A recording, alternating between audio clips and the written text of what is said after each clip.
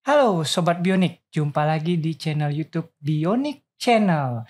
Dalam episode kali ini kita akan membahas tentang sesuatu yang pastinya beberapa tahun terakhir ini sangat marak dibicarakan bahkan sampai bisa memecat seorang dekan ya. Jadi dalam artian kalau mendengarkan kasus ini tentu teman-teman pernah mendengar bahwa salah satu dekan di Universitas Airlangga di Fakultas Kedokteran sampai diberhentikan sementara dan akhirnya aktif lagi ya. Ya ini Prof. Bus.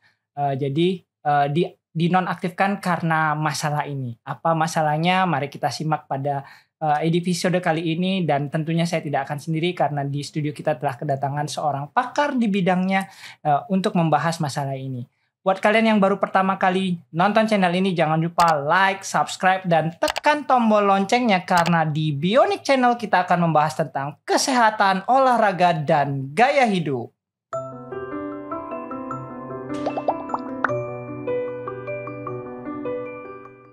Baik, di studio kita kali ini telah hadir seorang pakar, dosen dari Fakultas Hukum Universitas Udayana, Ibu Suksma. Selamat sore, Ibu. Selamat sore, Dokter Jo. Iya, jadi Ibu Suksma ini nanti mungkin diperkenalkan, tapi lebih lanjutnya beliau adalah pakar hukum, terutama di bidang hukum internasional, benar ya Bu ya. Jadi teman-teman, kali ini kita akan membahas mungkin beberapa dari teman-teman tahu bahwa beberapa berapa bulan yang lalu lah kira-kira seorang dekan yakni Prof. Bus spesialis obstetri ginekologi itu diberhentikan karena sebuah statement beliau yang mengatakan bahwa beliau menolak tentang dokter asing datang ke Indonesia ya. Tentu itu menjadi bisa dibilang tema kita kali ini. Mari kita bahas, tapi bukan hanya dokter saja yang kita akan bahas, tapi bagaimana hukum dari sisi aspek hukumnya, bagaimana naturalisasi di bidang beberapa bidang kesehatan ataupun tenaga kerja di bidang lainnya. Mari kita bahas bersama Ibu Suksma di edisi selanjutnya ini. Sebelumnya Ibu Suksma mungkin diperkenalkan diri dulu kepada Sobat Bionik di rumah. Siapa Ibu Suksma dan apa kegiatan Ibu Suksma seharinya? Silakan. Baik, terima kasih Dokter Cok Wahyu atas kesempatannya bisa diundang ke podcast dari Klinik Bionik. Jadi selamat berjumpa dengan Sobat Bionik juga. Keseharian saya adalah sebagai dosen di Fakultas Hukum Universitas Udayana di bagian lab Hukum Internasional dan Hukum Bisnis Internasional. Baik, hukum bisnis. Sepertinya seperti kedokteran sepertinya Ibu Suksma ya. Jadi ternyata di hukum pun banyak subspesialisnya dianggapnya begitu ya, spesialis dan subspesialisnya. Mungkin itu teman-teman yang harus sobat awam yang bukan di bidang hukum, karena kebanyakan kayaknya di sini bidang kedokteran yang menonton saya gitu. Jadi harus tahu bahwa di bagian lain pun juga salah satunya di bagian hukum juga memiliki keahlian sendiri, dan Ibu Suksma ada di bagian hukum internasional dan perdagangan internasional. Baik. Pertama Ibu Suksma, yang patut dijelaskan dulu mungkin pada Sobat Bionik di rumah, apa itu tenaga kerja asing? Mungkin bisa dijelaskan. Oke, sebelum kita sampai ke tenaga kerja asing Dok, sebenarnya kita kan berbicara kalau tenaga kerja asing di bidang medis, di bidang kesehatan. Sebenarnya kalau sebelum sampai ke sana dulu kita bisa berbicara mengenai kesehatan. Kan gitu. Kesehatan itu adalah salah satu dari hak asasi manusia, right to health kan gitu. Itu diatur dalam deklarasi umum hak asasi manusia. Kemudian diturunkan lagi ke dalam 2 instrumen hukum internasional yang mengatur mengenai hak sipil dan politik. Kemudian ada yang mengatur mengenai hak ekonomi, sosial dan kebudayaan. Nah, di sanalah yang diatur mengenai right to health, hak mengenai kesehatan gitu ya, hak untuk sehat. Nah, di sana kalau kita berbicara hak asasi manusia itu ada positive obligation gitu, negative obligation. Jadi di mana saat pemerintah atau negara itu harus turun tangan, tapi ada juga pada saat pemerintah atau negara itu tidak boleh campur tangan, kan gitu. Jadi ada namanya right to protect, to fulfill dan to respect. Nah, ketika kita berbicara right to health ini gitu, setiap negara anggota dari instrumen hukum internasional ini, dari ICESCR gitu ya, mengatur hak ekonomi, sosial dan cultural itu memiliki kewajiban gitu ya, harus mengimplementasikan pasal-pasal yang diatur dalam konvensi tersebut. Sehingga Indonesia itu adalah salah satu negara anggotanya, sehingga pemerintah Indonesia itu wajib untuk memfasilitasi, menyediakan, mempromosikan hal-hal yang berkaitan dengan kesehatan. Oke. Ya, itu mengenai right to health dulu. Nah, ketika kita berbicara tenaga kerja asing, berarti itu kan masuk ke bidang jasa. Betul. Nah, ketika kita berbicara jasa, itu ada yang namanya perdagangan jasa, perdagangan produk itu bisa berupa barang dan jasa. Nah, ketika kita berbicara perdagangan produk yang skopnya internasional, ada sebuah organisasi perdagangan internasional yang kita kenal dengan nama World Trade Organization atau disingkat dengan WTO, itu mengeluarkan beberapa instrumen hukum. Salah satunya itu adalah General Agreement on Trade in Services. Jadi yang khusus mengatur mengenai perdagangan jasa. Okay. Nah, GATS ini dikategorikan sebagai perjanjian multilateral di bawah WTO itu. Jadi setiap negara anggota itu wajib tunduk terhadap substansi yang dibuat dalam perjanjian multilateral tersebut. Yang mana salah satunya adalah GATS yang mengatur mengenai perdagangan jasa. Yeah. Nah, di dalam perdagangan jasa itu mengatur mengenai suplai jasa. Ada yang cross border, ada istilahnya cross border, kemudian ada consumption abroad, kemudian ada commercial presence, misalnya ada perusahaan, ada bank asing yang didirikan di Indonesia, kemudian ada yang movement of natural person. Nah, di jenis yang keempat ini, di movement of natural person inilah pintu untuk masuknya tenaga kerja asing. Oke. Ya. Nah, tenaga kerja asing ini juga kan seperti yang saya sampaikan sebelumnya, walaupun perjanjian ini multilateral, negara anggota WTO harus tunduk, tetapi tetap kan juga harus melihat peraturan-peraturan hukum nasional di negara anggota tersebut. Sehingga negara-negara anggota WTO itu diberikan kesempatan untuk membuat list yang disebut dengan list of exemption dan specific commitments. Nah, untuk Indonesia sendiri itu dibuat sebenarnya udah lama sekali, itu di tahun 1994. Disebutkan bahwa untuk penerimaan tenaga kerja asing di Indonesia itu dibatasi. Tidak semua level struktur organisasi pekerjaan itu bisa dimasuki oleh tenaga kerja asing. Betul. Jadi dibatasi untuk di level direktur, manajer, kemudian ada advisor atau memang ahli yang memang ahli teknik di bidang khusus seperti itu. Itu secara umum untuk tenaga kerja hanya asing. 3 itu sebenarnya secara umumnya. Iya. Oke. Selain 3 itu? Sementara kalau secara umum seperti itu. Walaupun dalam prakteknya kita lihat banyak sekali, tidak hanya di level yang saya sebutkan tadi. Tidak hanya level itu. Jadi secara umum sebenarnya hanya 3 itu yang diatur secara idealnya diatur oleh undang-undang demikian. Dalam instrumen hukum internasional yang mengatur seperti itu. Nah, apa saja syaratnya kalau gitu? Seorang warga negara asing itu boleh menjadi tenaga kerja di Indonesia? Ya, kalau misalnya secara umum tentunya kan pasti ada syarat-syaratnya ya, harus mengikuti syarat-syarat yang dikeluarkan oleh hukum keimigrasian, kemudian itu kan dengan hukum ketenagakerjaan.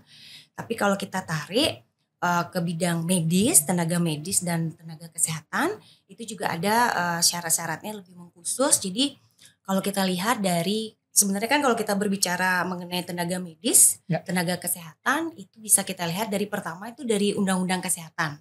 Yang terbaru itu di tahun 2023, kemudian turun ke PP-nya yang dibuat di tahun 2024, kemudian ada Peraturan Menteri Kesehatan di tahun 2023. Nah, di Peraturan Menteri Kesehatan ini yang lebih detail disampaikan, ada di satu pasal itu disebutkan bahwa boleh menerima tenaga medis dan tenaga kesehatan warga negara asing gitu sepanjang memiliki hubungan diplomatik dengan negara Indonesia atau memiliki perjanjian internasional antara negara ini dengan negara Indonesia. Oh, oke. Jadi ada syaratnya sebenarnya ya. Mungkin seperti naturalisasi sepak bola gitu ya. Ya, sebenarnya sih biar tidak jadi masyarakat sama ini menggoreng bahwa naturalisasi itu salah ya. Kalau naturalisasi berarti kan menjadi warga negara. Ini sepertinya tidak berubah kewarganegaraan, hanya bekerja di Indonesia. Dan saya lihat sih memang mungkin ada syaratnya berapa tahun begitu ya. Tidak seumur hidup sepertinya dia harus bekerja gitu ya kalau saya tidak salah. Iya, jadi di filter pertama itu adalah boleh menerima tenaga kerja asing. Jadi warga negara asing dari negara yang memiliki hubungan diplomatik dengan Indonesia. Hubungan bilateral begitu ya. Ya bisa bilateral, bisa mungkin multilateral juga. Kemudian yang berikutnya adalah itu ada permintaan dari fasilitas pelayanan kesehatan. Oh oke. Jadi ada permintaan dari fasilitas Fasiankes yang membutuhkan tenaga kesehatan ataupun tenaga medis. Sebagai catatan teman-teman, tenaga kesehatan itu skupnya sangat luas, bisa dengan perawat, kemudian apoteker. Tapi kalau tenaga medis ada 2, yakni dokter dan dokter gigi. Mungkin itu yang perlu ditegaskan pada sobat bionik di rumah. Harus bisa bahasa Indonesia nggak? Nah ini pertanyaan sering kali nih. Apakah ada syarat itu? Nah itu ya. Kalau dilihat, sebenarnya kan gini ya, kalau kita lihat dari kacamata orang hukum, peraturan itu kan ada level-levelnya seperti tangga gitu. Jadi peraturan yang lebih rendah itu harus mengacu ke peraturan yang lebih tinggi. Kemudian harus mengacu lagi ke peraturan yang lebih tinggi kan gitu. Nah kalau kita berbicara kesehatan itu kan ada undang-undang. Betul. Kemudian turun ke PP, kemudian baru turun ke peraturan Menteri Kesehatan.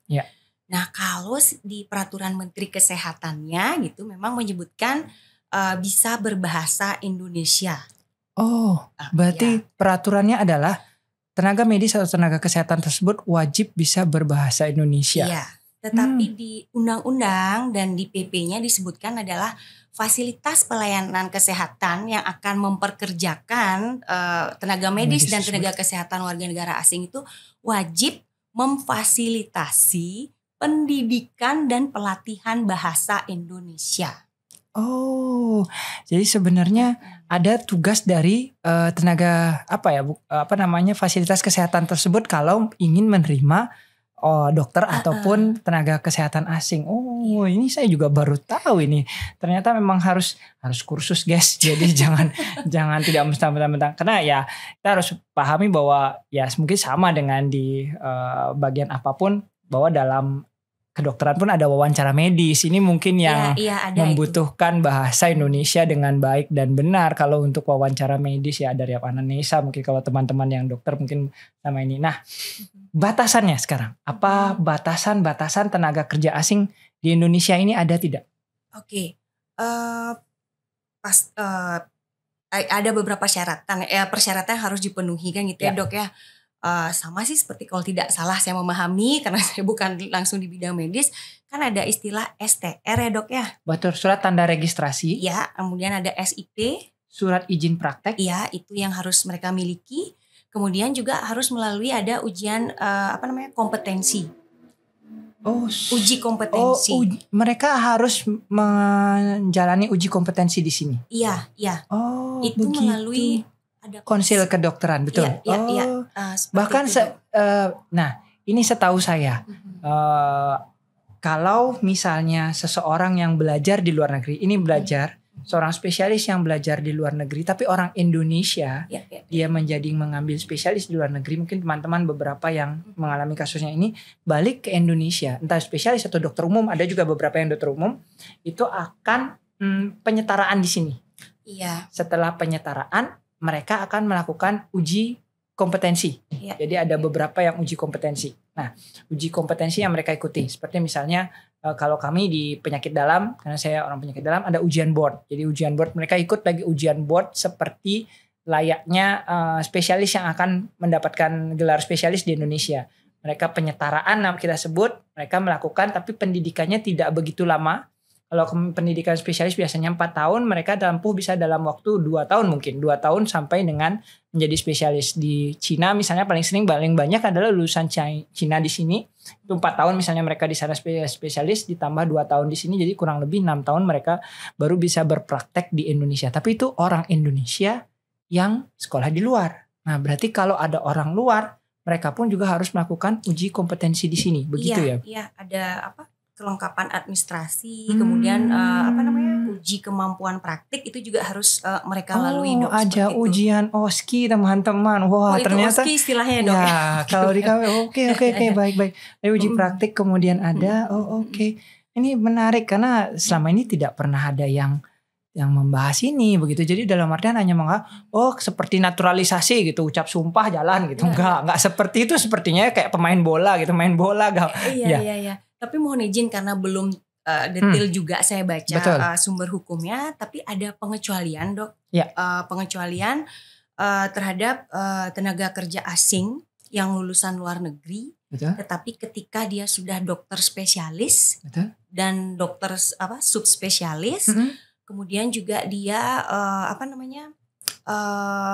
pendidikan sebelumnya itu berasal dari universitas yang sudah direkognisi oleh pemerintah Indonesia. Oke. Itu. Ya. Kemudian juga sudah paling singkat itu sudah pernah melakukan praktik selama 5 tahun di tempatnya dia di negaranya sebelumnya. Iya, itu ada pengecualian, itu bisa langsung untuk praktek. Nah, itu untuk langsung atau tidaknya itu belum terlalu clear saya temukan di dalam peraturan hukumnya. Oh, berarti minimal sudah 5 tahun dia sebagai ahlinya di sana ya. Itu untuk tenaga medis. Kalau tenaga kesehatan ini cuma saya menemukan ada sedikit kerancuan gitu. Kalau tidak salah di undang-undang dan di PP-nya disebutkan kalau tenaga kesehatan itu setara dengan level 8 KKNI.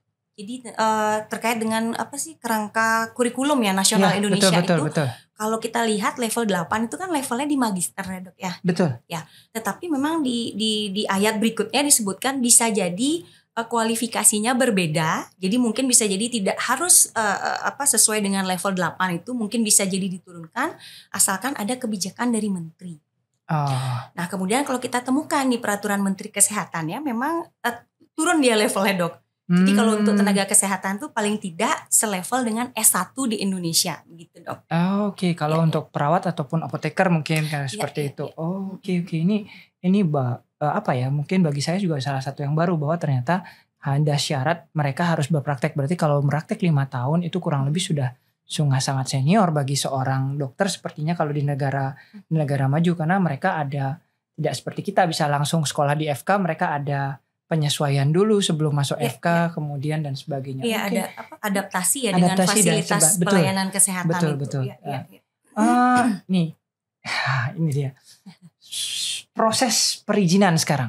Apakah memang akan sangat mudah nantinya untuk mereka masuk ke Indonesia, atau akankah memang sudah diatur daerah-daerah mana saja yang boleh, seperti misalnya kita punya Sanur nih. Kalau di Bali kita punya Sanur yang ekonomi khusus kalau saya tidak salah.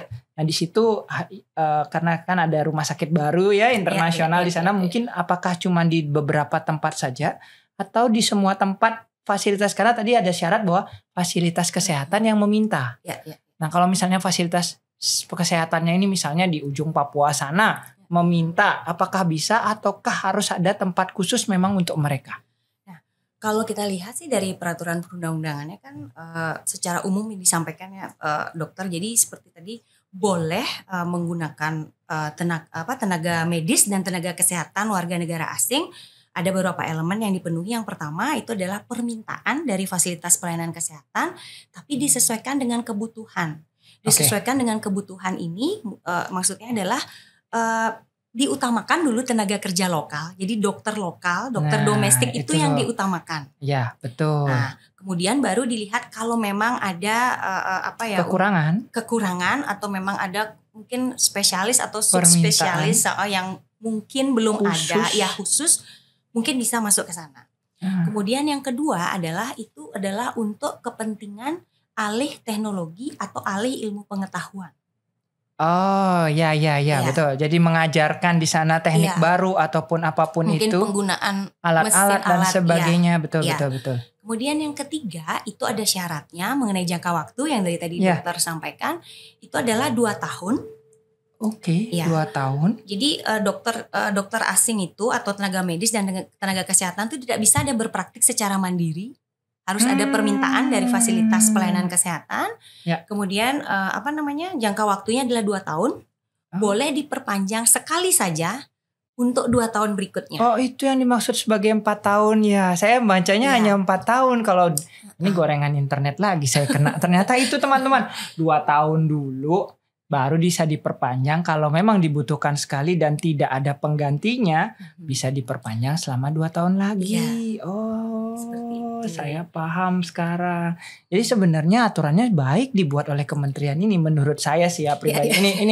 Ini fans saya pribadi ya. Karena begini mungkin kalau kita melihat Ibu Suksma, jadi mungkin kita nggak boleh, kita tidak bisa melihat Bali saja gitu ya, Jawa saja. Ini sentralisasi sebenarnya. Jadi kenapa ini dibuat? Memang kalau untuk Indonesia Timur, bagi teman-teman dokter yang ada di Indonesia Timur, nakes-nakes ada yang di Indonesia Timur yang menonton ini, pasti akan merasakan memang sangat butuh yang namanya tenaga kerja tambahan. Kenapa? Karena yaitu hanya terpusat di Bali dan Jawa. Ini saya berani sih ngomong begini sebagai seorang dokter karena memang kenyataannya begitu.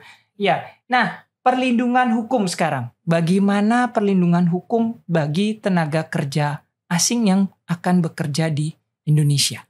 Perlindungan hukum maksudnya dari sisi keimigrasian ya? Ya, maksudnya dalam artian seberapa dalam artian mereka dijamin untuk melakukan pekerjaan mereka di sini nantinya.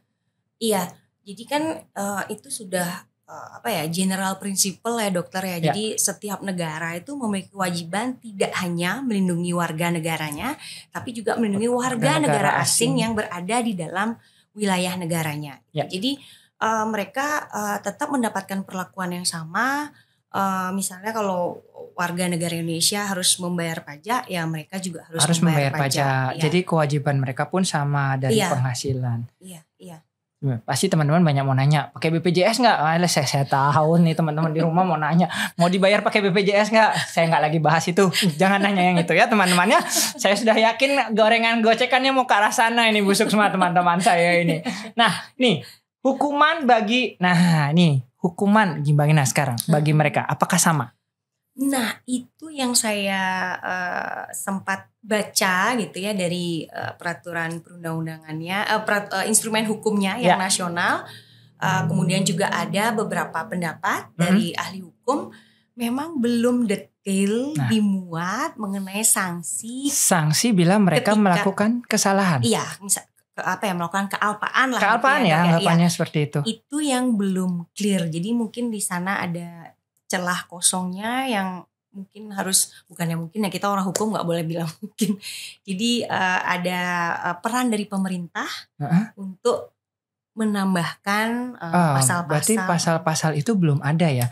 Misalnya begini, saya yang paling sering anggap kasus yang sering terjadi misalnya pasien datang kemudian dia melakukan suatu tindakan dan ternyata tindakan itu anggaplah kemudian dianggap sebagai malpraktik misalnya.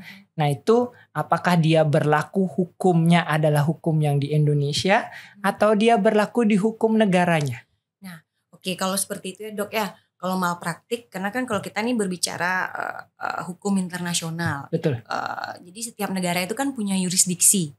Ada yurisdiksi personal, ada yurisdiksi teritorial.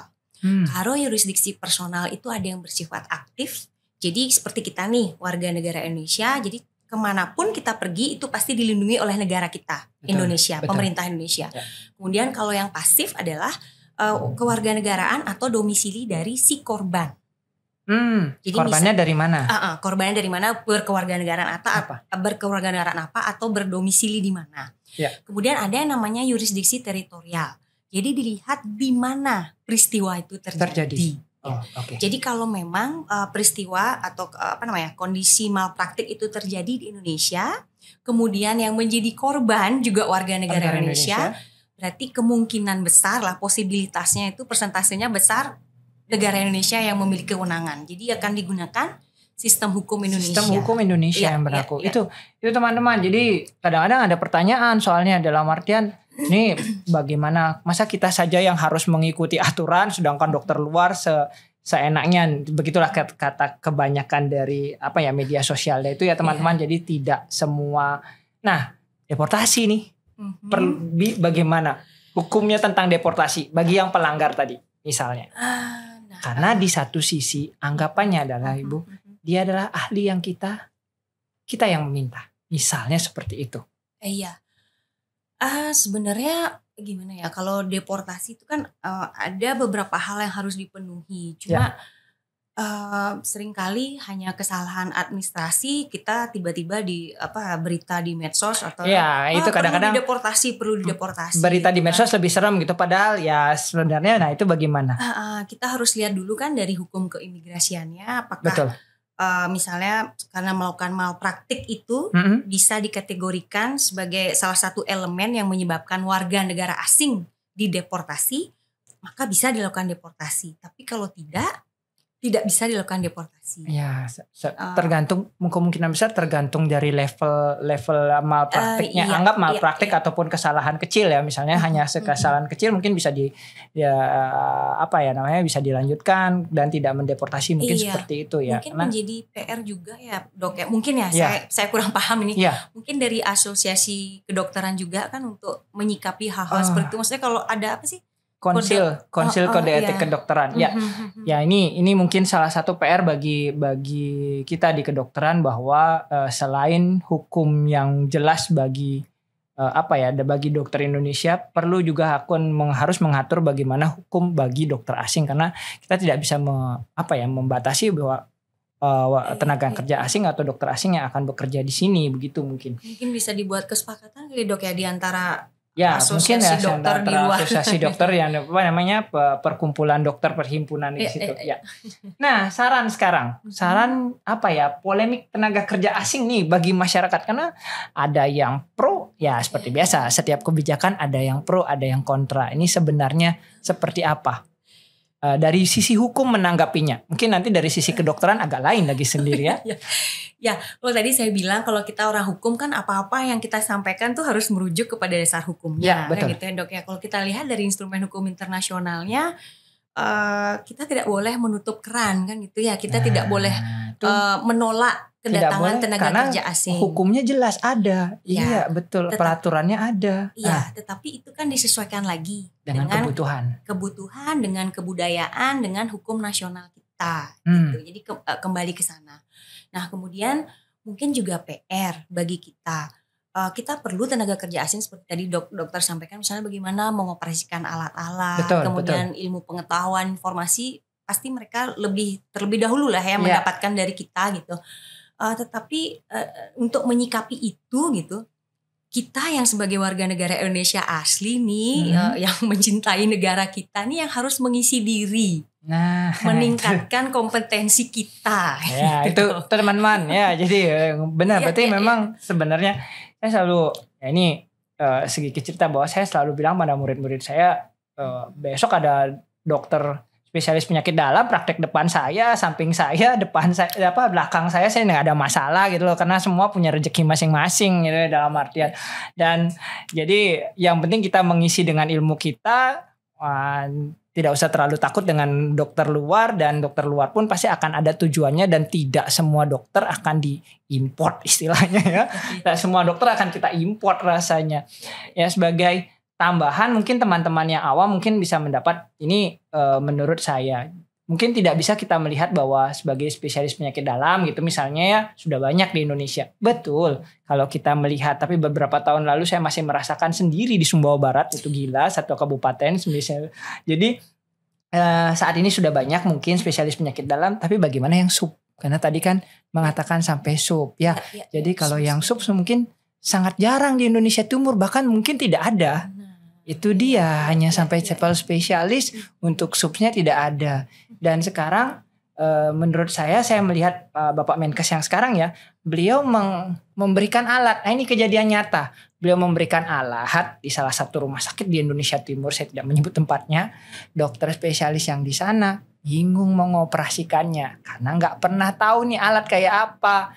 Nah, seperti itu mungkin, sehingga itulah yang perlu tenaga kerja asing, bagaimana mengoperasikan alatnya bisa dengan baik di sana sehingga bisa berjalan operasi dan sebagainya bisa dengan lancar. Mungkin seperti itu ya Ibu Suksma ya. Jadi dalam artian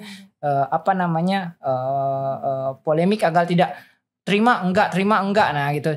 Cuman yang saya sedikit bisa dibilang sayangkan adalah pembangunannya semoga bukan di Jawa dan di Bali.